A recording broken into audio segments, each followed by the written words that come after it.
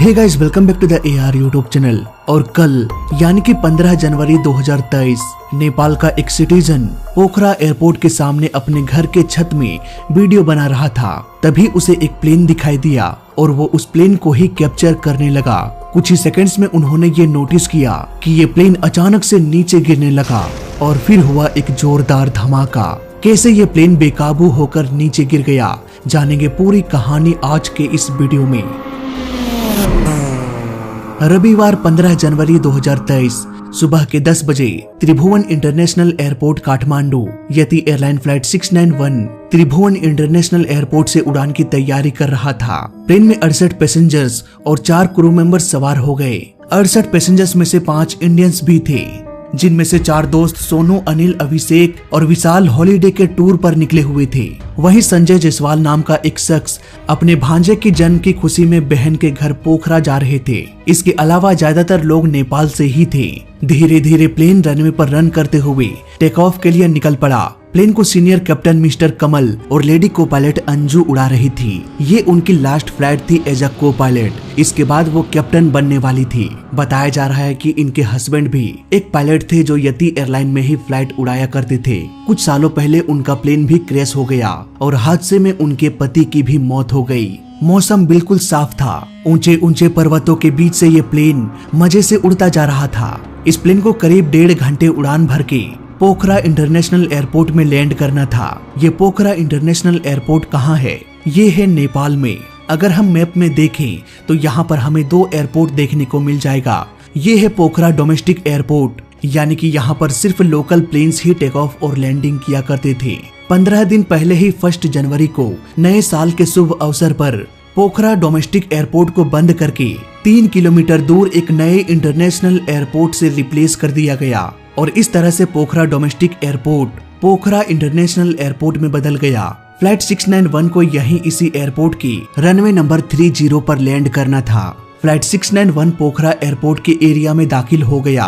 Pilot धीरे धीरे landing procedure को फॉलो करते हुए लैंडिंग की तैयारी करने लगा। ATC ने कहा कि आप रनवे 30 पर लैंड कर सकते हैं, पर पायलट ने ATC से ये रिक्वेस्ट किया कि हम रनवे 12 पर लैंड करना चाहते हैं। कुछ ही मिनटों में ये प्लेन एयरपोर्ट का चक्कर लगा के रनवे नंबर 12 से अलाइन होकर लैंडिंग करने के लिए नीचे आने लगा।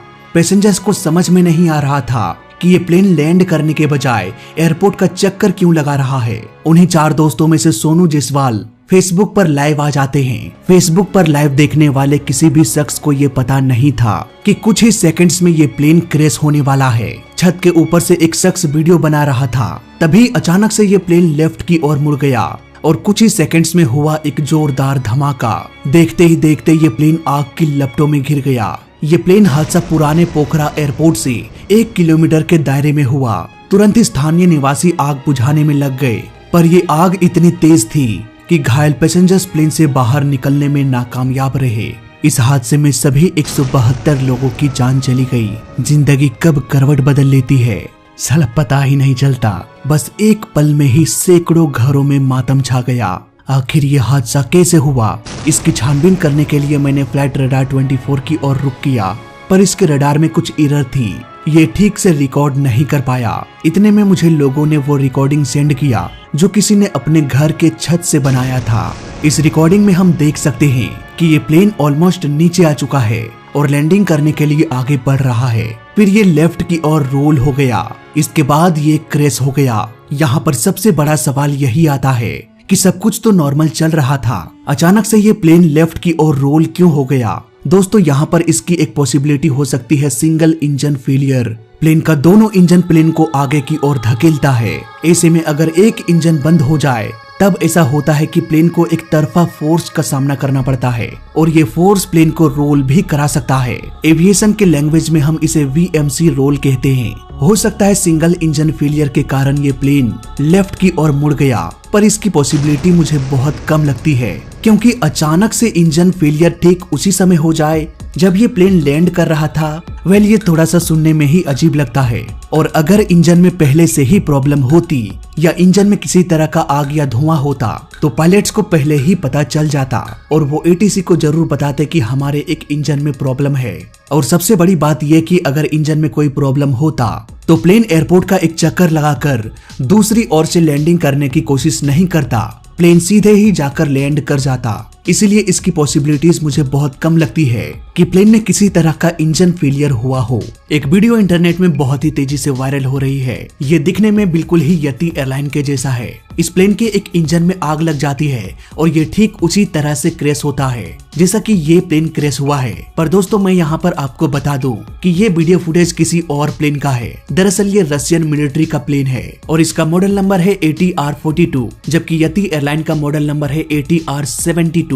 हालांकि ये दिखने में एक जैसा है। खैर आते हैं अपने केस स्टडी पर। दोस्तों पहली पॉसिबिलिटी इंजन फेलियर के बारे में तो हमने देख लिया। अब बात करते हैं दूसरी पॉसिबिलिटी की, जिसे हम एविएशन के लैंग्वेज में कहते हैं स्टॉल। दरअसल हर प्लेन का एक मिनिमम और मैक्सिमम स्पीड होती है।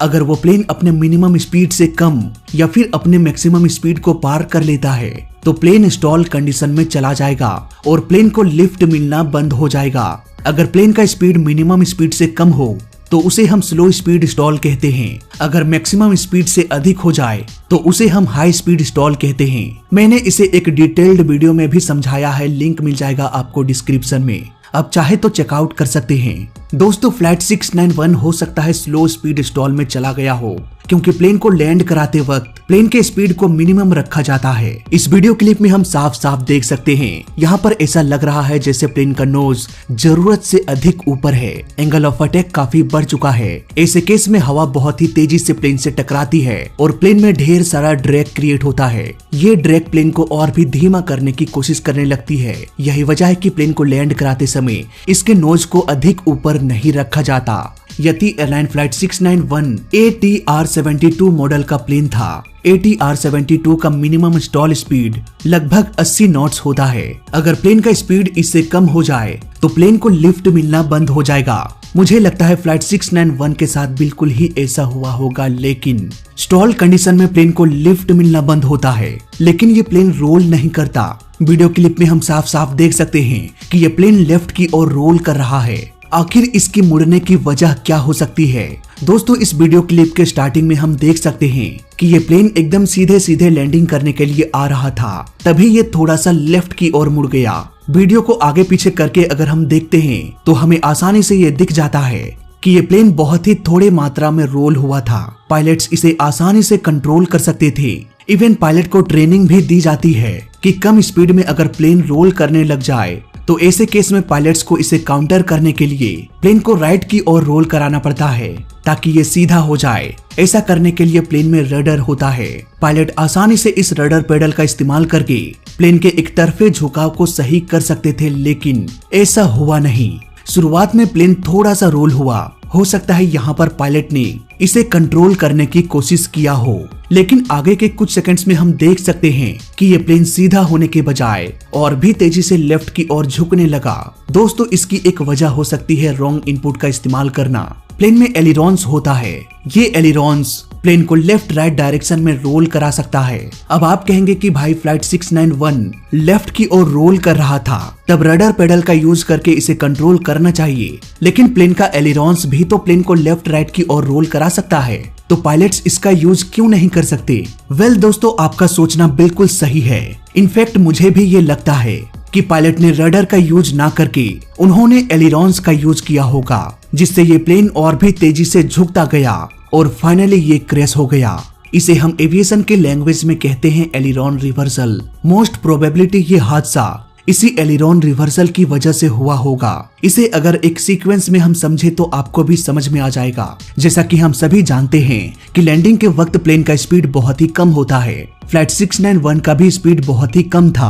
प्लेन का विंग्स ऑलमोस्ट स्टॉल के करीब था। इस ओरिजिनल क्लिप को बारीकी से समझने पर हम इजिली देख सकते हैं कि ये प्लेन थोड़ा सा लेफ्ट की ओर झुक जाता है। इस थोड़े से झुकाव की वजह बहुत सारी हो सकती है। कोई जरूरी नहीं कि पायलट की वजह से ही ये झुका हो। ये झुकाव हवा, वेट या फिर एक्ट ऑफ नेचर या फिर एक्ट ऑफ गॉड की वजह से भी हो सकता है। पायलट्स इसे आसानी से रडर का इस्तेमाल करके इसे कंट्रोल कर सकते थे, पर उन्होंने रडर का इस्तेमाल ना करके हो सकता है एलिरॉन्स का यूज किया। नाउ आप सोचेंगे कि क्या दिक्कत है भाई अगर एलिरॉन्स का ही यूज कर लिया, ये भी तो प्लेन को रोल कराता है। दोस्तों यहाँ पर दिक्कत है। लैंडिंग के वक्त जब प्लेन का स्पीड कम होता है, जब प्लेन का विंग्स ऑलमोस्ट स्टॉल के करीब होता है, तो कभी भी एलिरॉन्स का यूज नहीं करना चाहिए। सख्त मना है, क्योंकि इससे प्लेन का स्पीड और भी कम हो जाएगा, इतना कम कि इसे लिफ्ट मिलना बंद हो जाए। ऐसे केस में एलिरॉन्स की मदद से प्लेन कभी भी राइट की ओर मुड़ नहीं पाएगा, ये लेफ्ट की तरफ और भी तेजी से झुकता जाएगा और ऐसा ही झुकाव हमें 691 में दिखाई देता है। यहाँ पर मुझे पर्सनली ये लगता है कि ये प्लेन लैंडिंग के वक्त थोड़ा सा लेफ्ट की ओर झुका और इस झुकाव को काउंटर करने के लिए पायलट ने रडर का इस्तेमाल ना करके एलिरॉन्स का यूज किया और जैसे ही उन्होंने एलिरॉन्स का यूज किया, ये एलिरॉन रिवर्सल के जैसे काम करने लगा, यानी कि ये और भी लेफ्ट की ओर ही मुड़ने लगेगा और ठीक ऐसा ही हमें क्लिप में भी देखने को मिलता है। ट्रेनिंग के दौरान पायलट्स को ये बताया जाता है कि प्लेन का स्पीड अगर कम हो या फिर स्टॉल स्पीड के आसपास हो तो कभी भी एलिरॉन्स का यूज नहीं करना चाहिए। हो सकता है फ्लाइट 691 इसी वजह से तेजी से नीचे की ओर गिरने लगा। स्टॉल कंडीशन से भी बाहर आने के लिए पायलट्स को ट्रेंड किया जाता है। ऐसे केस में पायलट प्लेन के नोज को नीचे कर देते हैं, जिससे प्लेन की स्पीड थोड़ी बढ़ जाती है और प्लेन को लिफ्ट मिलना फिर से शुरू हो जाता है। इस तरह से प्लेन स्टॉल कंडीशन से भी बाहर आ जाता है। पोखरा एयरपोर्ट हाई एल्टीट्यूड में बना है और हाई एल्टीट्यूड में एयर भी पतली होती है। ऐसे में प्लेन स्टॉल के बेहद नजदीक आ जाता है। एक नए एयरपोर्ट का निर्माण करना पुराने एयरपोर्ट के ठीक 3 किलोमीटर की दूरी पर, ऐसे में पायलट्स को ओल्ड एयरपोर्ट की आदत लगी रहती है। नए एयरपोर्ट के लॉन्च हुए अभी 15 दिन हुआ था। हालांकि ये क्रैश का कारण तो नहीं है, लेकिन फिर भी थोड़ी सी डिस्टरबेंस होती है जब तक पायलट्स को नए एयरपोर्ट की आदत ना लग जाए। तो ये था मेरा केस स्टडी यति एयरलाइन फ्लाइट 691 का। हालांकि ये केस स्टडी बस संभावनाओं पर ही आधारित है। क्रैश की असल वजह क्या हो सकती है, ये तो इन्वेस्टिगेशन के बाद ही पता चलेगा। अभी मैं ये वीडियो ऑलमोस्ट क्रैश के 1 दिन बाद बना रहा हूँ, तो देखते हैं आने वाले दिनों में फाइनल रिपोर्ट क्या कहती है, मेरे एनालिसिस से कितना मेल खाता है। ऑफिशियल रिपोर्ट आने के बाद इस प्लेन पर एक फाइनल वीडियो आएगा, इसलिए अगर आप नए हैं तो चैनल को सब्सक्राइब कर लेना। फिलहाल इस वीडियो में अभी तक के लिए बस इतना ही। वीडियो अच्छा लगा तो लाइक कर देना, बुरा लगा तो डिसलाइक कर देना और दोनों ही केस में चैनल को सब्सक्राइब कर देना, क्योंकि इस चैनल में सीखने के लिए बहुत कुछ है। तो मैं मिलता हूँ आपसे अगले वीडियो में, तब तक के लिए देखते रहिए और सीखते रहिए। जय हिंद, वंदे मातरम।